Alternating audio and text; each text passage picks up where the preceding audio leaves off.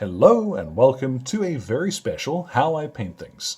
Now today I'm going to show you how you can get Emperor's Children on the table, 30 minutes of actual work or less. Now of course that's not going to count drying times, but if you've got limited hobby time where you can space out these little jobs and do a whole squad of 10 or 20 at a time, you're going to cut down your painting time on these guys considerably. Now this is really simple. I'm going to list all of the paints in the description below along with the recipe for the base. So let's keep things nice and quick. Let's get started. So once your miniature is all assembled, the first thing you're going to need to do is to prime him. Now this merits a little bit of discussion beforehand, because if I flip this dude up, you'll see I've actually started by priming him in black. Now the black paint that you use doesn't matter here. Any black primer will do the job. What I've done then is to hold him at sort of a 45-degree angle from my can and prime him from above with Alien Purple from Vallejo. Now, you'll hear this referred to sometimes as zenithal priming. It is something which is a little easier with an airbrush than it is with rattle cans, but you can still do it. And I've got just a little bit of black in the very recesses underneath. It's a minor difference, but it does add up overall. I think it quite suits the look. You can just prime the whole dude in purple, and it will come out perfectly well. Okay, there's the tester from beforehand, and it does work. You don't have to worry too much about whether or not you're getting a perfect zenithal prime with that. The reason why I mention this, though, is that if you can't get your hands on Alien Purple from Vallejo, what you could do here instead would be to spray this from above from white and give it a couple of coats then from a brush of something like Chemos Purple, or Chemos Purple, which is an air paint from Citadel, but it comes off a brush. You know, anything which is marked air paint ordinarily comes off a brush just fine too.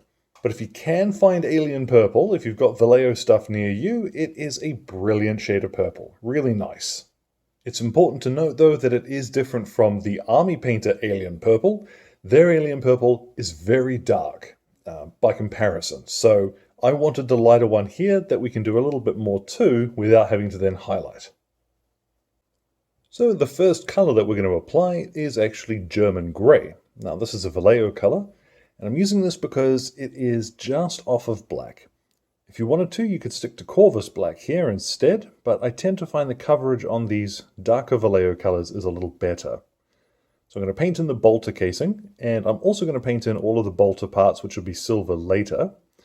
Now on the Mark III armor, there's not really a lot of detail on the back which you're going to have to worry about. But with the Mark IVs and stuff, you can paint the undersuit in this as well. Now that of course won't take terribly long. The next color we're going to apply is for the eyes. And you can pick whatever you like here. I'm going to use Fenrisian Grey because I like a light blue for these guys.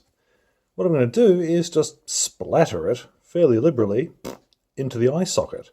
I do not give a single proverbial if I make a mess on the faceplate, because of course we're going to paint that a different color very shortly. What's important mostly is that if you're going to paint the eyes in, pick a color which is 2 or 3 steps above what you want it to end up, because once we shade this, this is going to darken down quite a bit. When it comes to the question of which parts are silver and which parts are gold, it's kind of like asking how long is a piece of string. There's not a single right answer. I'm going to use Iron Hand Steel for this though, and I'm going to pick out a few areas which I think are going to look cool in metallic. So all of the usual suspects, parts of the bolter and what have you. Now I know that the trim, later on I do want to paint most of that gold. So what I'm going to do, something I've actually seen a couple of other folks do, is to paint the lower half of the trim on the shoulder pads in silver, which will give me a little bit of contrast to the gold we're going to apply over the top. But however you choose to do it, don't forget all the little dealy boppers and what have you on the back there too. For my money at least, the best thing about Iron Hand Steel is the fact it covers so well. Most of that is just one coat, except on the shoulder pads where I have come back and given it a second just to make sure it was smooth. Now speaking of smooth and covering easily, I've got Retributor armor and we're going to paint in the gold details. So take your time on the shoulder pads in particular, and you'll see this covers very nicely. What also we're going to do is use this as an opportunity to tidy up the faceplate. Most of the most of the Emperor's children I've seen have gold faceplates, which is just as well because I don't actually own the color alien purple in a pot to tidy up. So if you are going to go the route of using alien purple as your primer, then I thoroughly recommend pick up the color as well. So as also, let's do these trim bits in gold as well. However much of it you decide, go around, give it one coat, see how it looks, and you can decide if it needs a second. Now just while I'm doing that, it's worth pointing out that the trim on these guys can seem kind of intimidating. There is a lot to paint after all. But all you need to do is prep up your brush, just a little bit of paint at a time.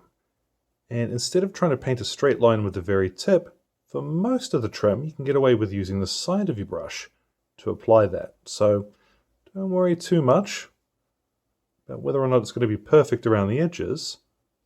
Just get that color down. Now, quick as that is all of the base coats applied. If you're still worried about the trim, bear in mind, especially on these Mark III guys, if you do splash over, it is the easiest areas to reach to tidy up. Just a little bit of purple on your brush, and you could clean that up really easily. But one way or another, we're ready for our shade. The shade we're using is actually a mix. This one comes from the Forge World Army painting team, which I've always referred to as Marine Juice, because I've never heard a better name for it, and frankly, it's just fun enough to work. It is equal parts Lahmian Medium, Reikland Fleshshade, and Nuln Oil. It's not as stark as Agrax Earthshade, and it's not as red as something, or yellow as Seraphim Sepia would be. So the point of the medium too is to make sure that it doesn't cover too strongly. But all the same, you can be fairly generous with it going on. So whether you mix it up on a palette or you make up a big... I threw 3 bottles of this stuff together, so I've got a lot of marine juice to get through. However you make it though, jam it on there. Really work it into your recesses, and you can be fairly generous. Over everything, and you'll see really quickly how it enriches. Yeah, how it enriches that purple, that's the right word. And then we're going to pop him in the sunlight for about half an hour for him to dry. And then once it has dried, you're going to have something that looks like this. Now as well, I've gone ahead and based them at the same time for 2 reasons. First of all, the sun was in just the right point to dry that out really quickly, so that saved me a bit of time. But secondly, it goes to show, well, there's a finished marine. You don't have to, labor over every single miniature in your army to get a squad looking pretty good. But there are 1 or 2 things that I do still want to do to elevate this guy a little bit. Not a huge amount of work, but just a couple of tiny details. So let's get on to a couple of highlights. So first of all, I have some Liberator gold, and you can grab yourself a small layer brush or something equivalent like I'm using here. And the same trick applies as earlier. Rather than using the tip of your brush, you can use the edge just to drag along the edges and corners, and that'll give you a really easy way to get a nice sharp edge. If you have got a steady hand and you do want to paint in the tips of the rivets, you can do that now too. But as with everything, this is up to you. And then with a little itty bit of Necron compound in a nasty, ragged old brush, frankly the older the better, just lightly flick along the edges of the bolt gun and some of the silver details. Don't worry too much about getting all of these, you just want to introduce a little bit of depth to some areas. And if you need to, you can add more. Now comes the really fun part. What I've got here is a set of tweezers that close when you release pressure on them, which is really the easiest way to do this. Keeps things nice and simple. And here is a tiny wee bit of packing foam. You can normally find this in old blisters, but anything which is kind of rough once you tear it up is going to do the job. I've folded it over and it's going to become a little brush. So dip that in some Rhinox hide and then just pat most of it off into a little bit of kitchen towel. And then let's pick his leg here and just dab on little bits of this brown. Maybe a little bit more, there we go. And we're going to do some armor chipping using this. You don't need to go overboard with it, although up to you. You might want a really smashed up looking marine. that's your call. So little bits at a time. And remember, it's easier to add paint than it is to take it away. So go slow at first until you're comfortable with how much is coming off of your little spongy brush. But yeah, as much or as little of this as you like. Now personally, I love my Mark III stuff looking a little bit dinged up. So I've applied probably a little more than most folks would. You might even choose to go more than this. It's up to you. I'm going to put this fella aside for a second because I want to show you here. I've got a nasty old brush. This one comes from the stationery aisle in the local supermarket, and I want it because I can do this to it and smash it senseless. I want a brush that isn't going to come to a perfect tip anymore because we're going to use it to stipple some Decolor Lilac underneath these chips. So on his shoulder pad here is probably a good spot for this. What I'm going to do is just make sure I haven't got much on here at all. And I want to create a vaguely three-dimensional look by stippling a little bit of this light purple around those chips. Now this will work no matter where you go. So on his knee pad here, I want to start from underneath. And as well, on edges, you can very quickly batter on a little bit of this. But yeah, this is basically the quick way of highlighting when you don't want to have to painstakingly paint a straight line on everything. So I'm going to go around now and basically gribble up the stippling that we've done so far. And even in areas where you haven't done that chipping, you can use this ragged edge of the brush to get a very quick dappled on highlight, which looks rough as guts. Really good for this sort of step. And there we are. He's probably a little more dinged up than I should have gone, but I was having fun, and I like that look. In particular, on the table, when you're standing away from him, you're still going to see all of that chipping and that funky highlighting.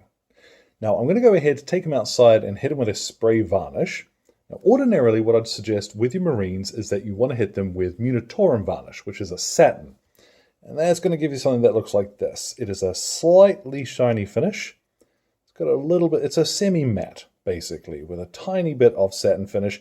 Very nice, but really difficult to photograph. So what I'm going to do is hit this fella with a matte varnish, just so you can see him a little more clearly on the camera. But my recommendation for varnishes that you're going to use yourself, maybe try Munitorum varnish. And there at last, our Legionnaire of the Emperor's Children is complete. Easy. So easy. The primer and the marine juice do most of the heavy lifting, and from that point on, it's really just a case of choosing what little details you want to accentuate to add a bit of flair to the miniature. In this case, just a couple of highlights and that really simple chipping method. Very cool. I reckon if you put down a whole army that looks like this, they're gonna look the business. Now as one final thought, if you do want a deeper purple, what you can do is hit it with a little bit of Druchii Violet straight after priming it. That's going to give you a deeper, richer purple without having to do any more highlighting over the top. So, as always, thank you very much to Exit 23 Games for the light and sound equipment, as well as all of the patrons who are keeping me ticking in paints and glue, including my producers Alan Nuttall, Kyrie Crawford, Trainboy, Rod, and Jimmy. Your support lets me keep painting Marines. Any questions or anything, feel free to drop them in the old comments box below. My Twitter and Instagram are both linked there too. So thank you very much for your time, one and all, and you all enjoy the rest of your day.